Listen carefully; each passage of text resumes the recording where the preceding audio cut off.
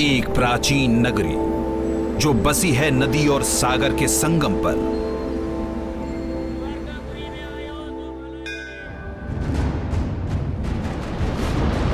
यहां समुद्र में छुपे हैं रहस्य सदियों पुराने।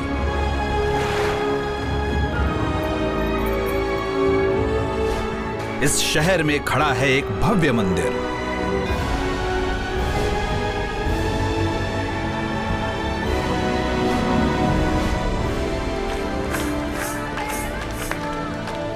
जहां पूजे जाते हैं विष्णु के अवतार।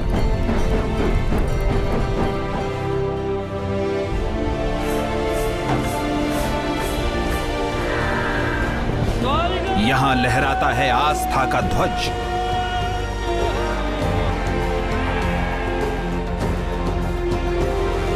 क्योंकि ये है देवस्थान।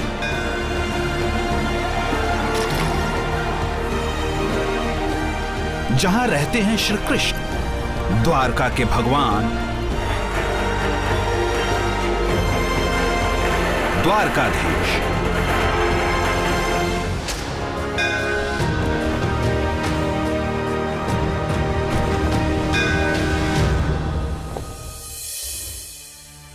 भारत विश्व की प्राचीनतम सभ्यताओं की भूमि। इसके पश्चिमी तट पर लगभग 65,000 स्क्वायर किलोमीटर तक फैला गुजरात का सौराष्ट्र। एक तरफ मरुभूमि, दूसरी तरफ हरियाली और तीन तरफ अरब सागर। ये वो क्षेत्र है जहां बसता है एक ऐतिहासिक शहर द्वारका।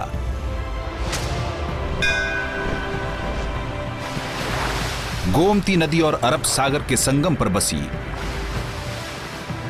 विश्वास और इतिहास को जोड़ती द्वारका।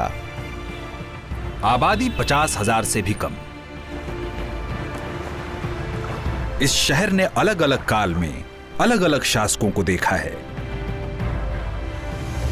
गुप्त वंश से लेकर राजपूत, मराठा, मुगलों और अंग्रेजों तक द्वारका का सबसे पहला ऐतिहासिक उल्लेख गुजरात के भावनगर में मिले 6ठी सदी के पालिताना कॉपर प्लेट्स पर मिलता है।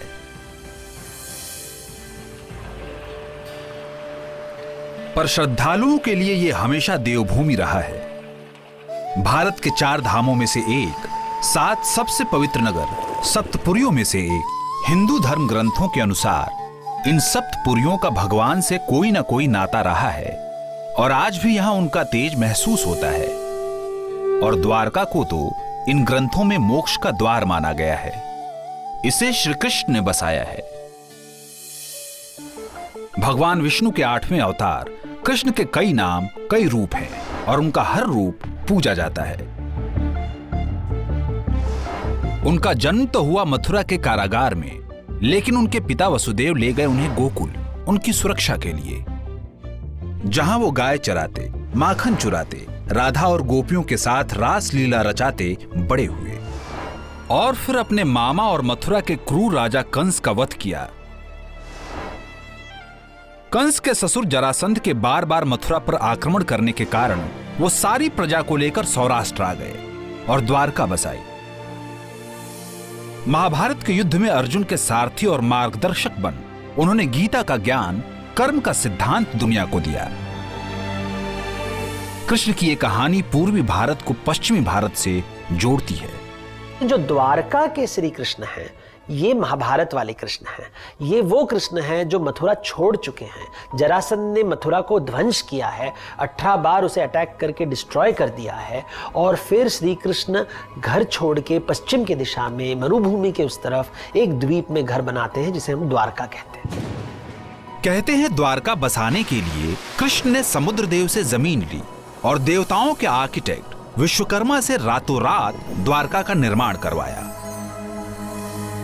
विशाल दीवारों से घिरी ये सोने की नगरी वास्तुकला की बेहतरीन मिसाल थी।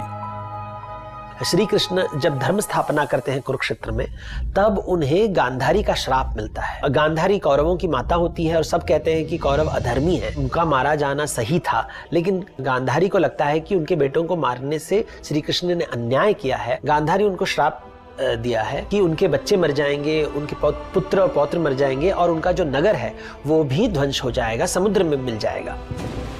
कहानी के अनुसार गांधारी के इस श्राप के 36 साल बाद विशाल लहरों ने द्वारका को नष्ट कर समुद्र में मिला दिया।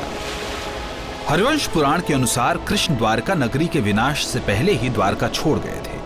इसके कुछ समय बाद वो मृत्यु लोक छोड़कर अपने परम धाम बैकुंठ चले गए।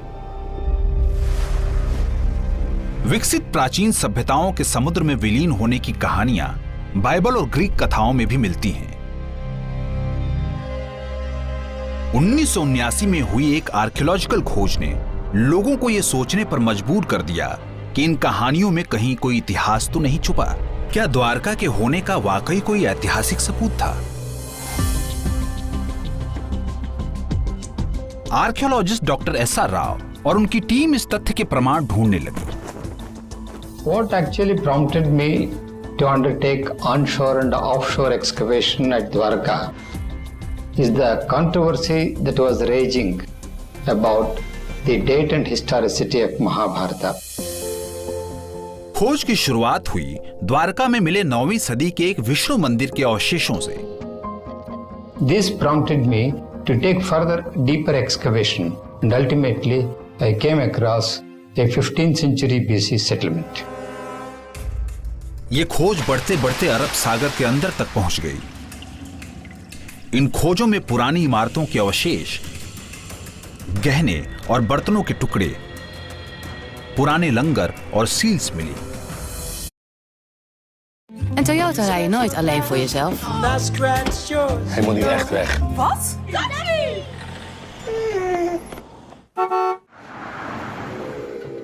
Kijk, nieuwe auto. Daarom kun je met Private FlexLease al na een jaar kosteloos overstappen. Zo groeit jouw Toyota gewoon met je mee.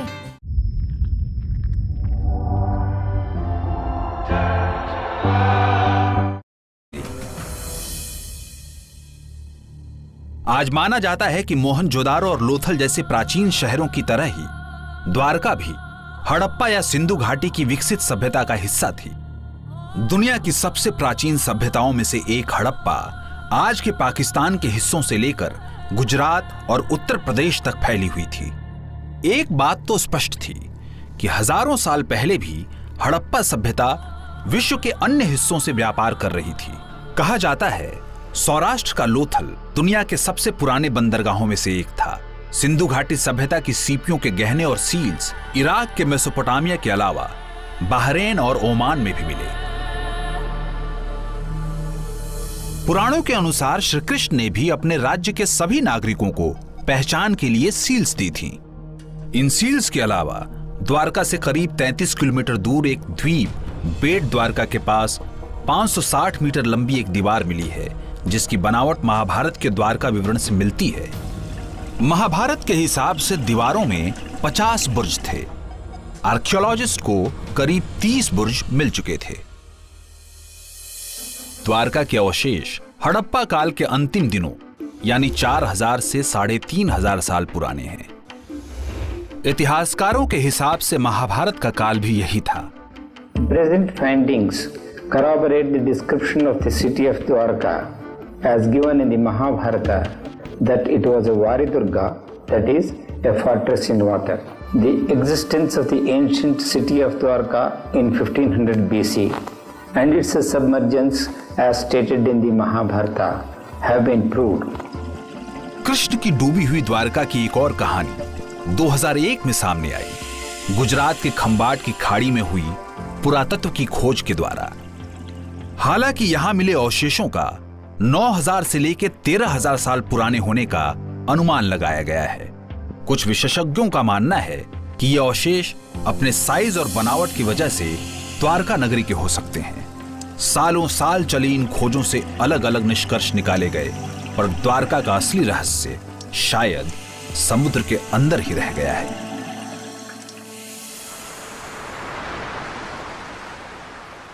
भगवान की बातें विश्वास से जुड़ी होती है। वैज्ञानिक तरीके से आप भगवान के बारे में कुछ नहीं बता सकते, लेकिन लोगों का मान्यता है कि विज्ञान से भी हमें भगवान की खोज हो सकती है।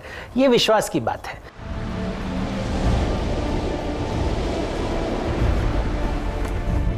द्वारका ओखा मंडल का हिस्सा है। यहां समुद्र के तटों का कटना, भूकंप और तेज समुद्री हवाएं बड़ी आम बात है। इसी वजह से द्वारका की इमारतें काली और कमजोर पड़ जाती हैं।